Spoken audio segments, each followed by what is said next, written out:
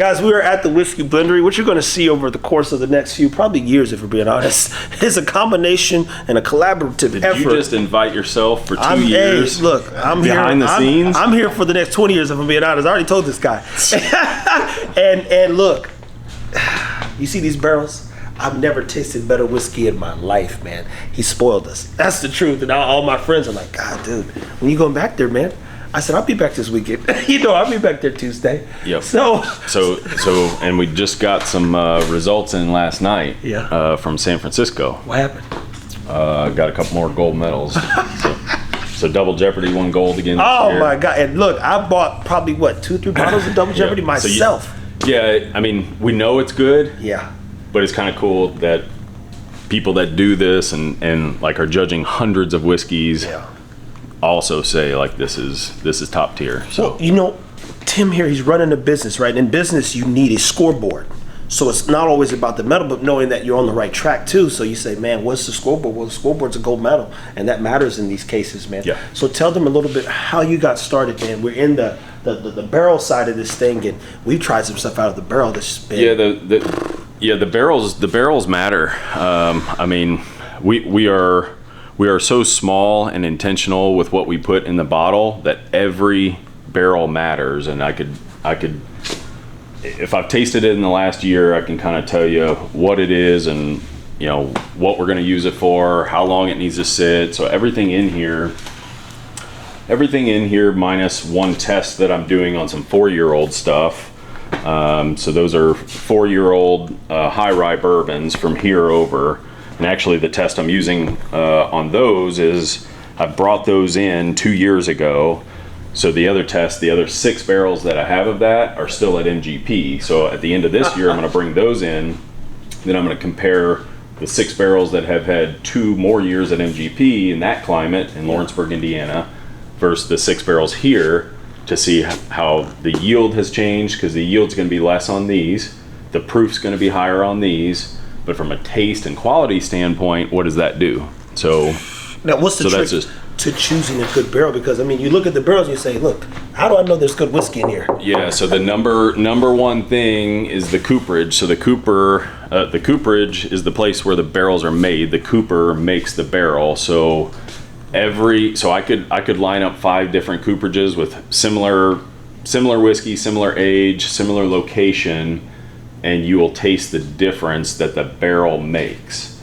So I've got maybe top 3 on the cooperages that produce just a superior quality whiskey, because the barrel makes such a big difference, and the wood on the barrel makes a big difference. So if you're using a cooperage that has low quality standards for the wood, and where they source the wood and how old it is and do they season it and the charring process and all that's what flavors the whiskey over time. So that makes a huge difference. So that's number one. Then you got to pay attention to which warehouse it's in.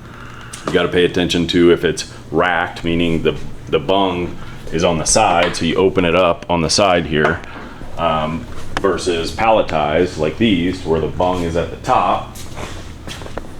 So that matters.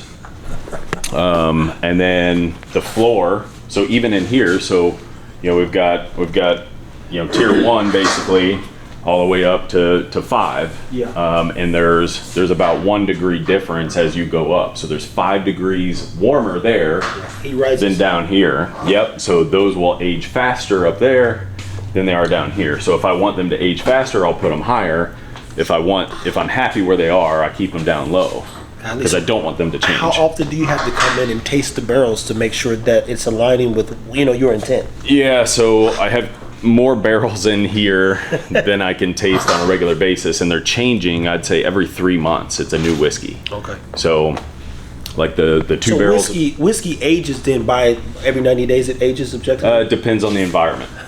In Texas, in this environment, it changes fast. Yeah, it's going to be a hot summer, people. I mean, it's going so this summer it's gonna change very fast. So like those 2 barrels up there, those are 8.5 year ryes, and I hadn't tried them for over a year, and I pulled some samples for a local whiskey club, and and they are phenomenal now. But I remember a year ago, like they're not there yet. A little mediocre. Yeah. So they have potential. So we just let them ride. Let them just hang out. Let them hang out. So now, the whiskey business people I'm very unfamiliar with it, so we're here to learn as much as we can and kind of show you guys Tim's journey for sure.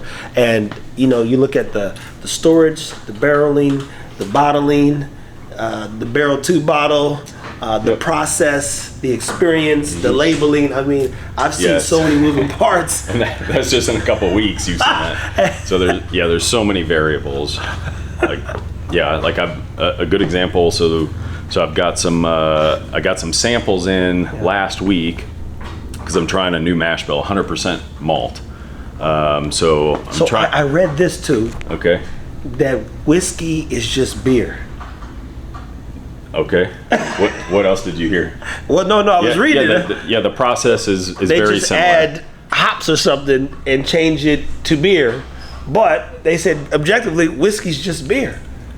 Yeah, so you're pulling sugars from the grain just like you are beer. So the mash is essentially very similar. So you're taking grains and you're steeping them at a certain temperature. So basically you're taking sugars, you're adding yeast to the sugar. Yeah. Then the yeast will eat the sugar, produce CO2 gas and alcohol. So then you're taking that alcohol and then you're distilling it versus beer. You've got your wort is what they call it, and then you're making your beer from that. So there's additional steps to distill to. So it's there's a lot, and we don't distill here, so I'm not the distilling guy. We're sourcing barrels. And so the malt though, what are your expectations on the malt? Because that's it's not a new thing. American single malt the popularity is going way up, and the market is headed towards American single malt. So MGP makes a very good 100% malted barley mash bill that people don't really know about because it's not really out there. But so we've tried some of it. I went through a broker because you can buy barrels through a broker. There's a ton of brokers that just buy up barrels and then resell them. And it's interesting, the barrel selling business. Yeah, and so I tried to get some samples in of the barrels because dealing with a new person, I want to try the barrels, make sure that they're a certain quality. Yeah. And normally when you get samples from MGP, they'll send at least 200 milliliters for the sample. And if I say, hey, I want 5 samples, they'll pick 5 barrels from the lot that I would buy. So then you're getting more than one sample set to see. Yeah. So they're obviously not pulling 5 samples from one barrel. You want to taste multiple barrels to see, okay, hey, what is this like as a whole? Mm-hmm. So I ordered 5 samples. I got them in. I got 1 sample, not 5. And it was proofed down to 80 proof, and it was pulled back in January, so 4 months ago. So it's irrelevant. Now it's proofed down to 80. So there's like so many variables. Like when you deal with different people. Well, you told me that it was a little bit of the Wild Wild West in this space too. It is. Yeah, it's. So you find the partners that work well with you, that have a high quality standard for themselves. Mm-hmm.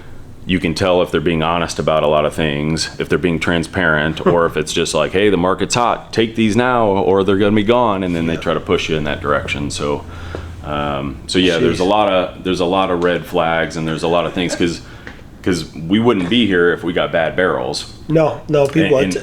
Like it wouldn't catch on, and I wouldn't want to do this if I had bad whiskey. So the barrels make a big difference. So we've got our little secret sauce on how we pick the barrels to make sure that when they show up, even if we don't taste them, that the quality is such a high quality that I can work with them. So you can, like, we just started a fill your own bottle experience that Hugh did for his birthday. His wife set it up. Yeah. And so I felt comfortable. I mean, we got almost 140 barrels in here, and I was like, all right, pick your barrel, like eeny, meeny, miny, mo. And I felt comfortable enough in here that these barrels are so good that I don't have to steer him towards like these 3 barrels because these are my only 3 good ones. He can pick any one he wants, and it's gonna be a certain quality level. And then from there, based on his feedback on proof point, on how spicy it is, on how sweet it is, then we'll go make recommendations to find a different barrel. But yeah, we've got some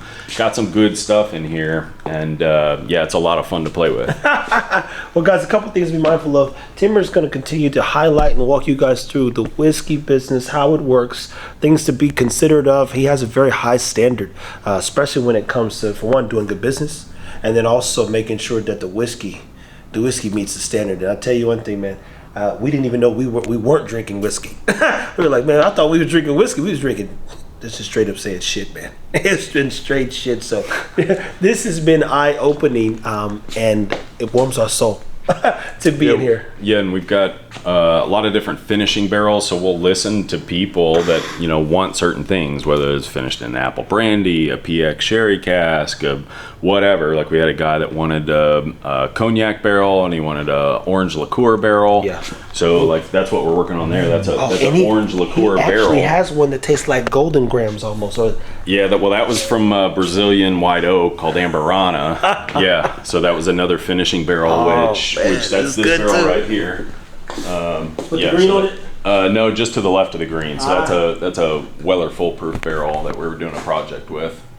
But yeah, so that actually today we'll be adding a test into that orange barrel. So we've already done a test with a rye, so now I'm doing a test with a low rye bourbon, putting it in that barrel. So we'll put about 3 bottles in, and we'll check it every day. So it'll only take a couple days since that's a fresh barrel, and then we'll see what influence the barrel has on the bourbon before we fill it up. So if we fill it up, then it's kind of like, hey, no going back, and I don't want to risk $15,000 by putting it in the barrel and then we ruin it. So. And if you're trying to figure out how to get into this space or the business, it's not an easy one to get into. When you look at all the stuff happening, everything in here costs something.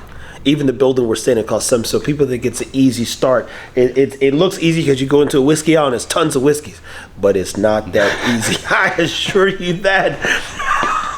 Yeah, even to get a response from somebody to say, hey, like, yeah, I had another local distillery reach out, so they're probably going to come on Friday. Yeah.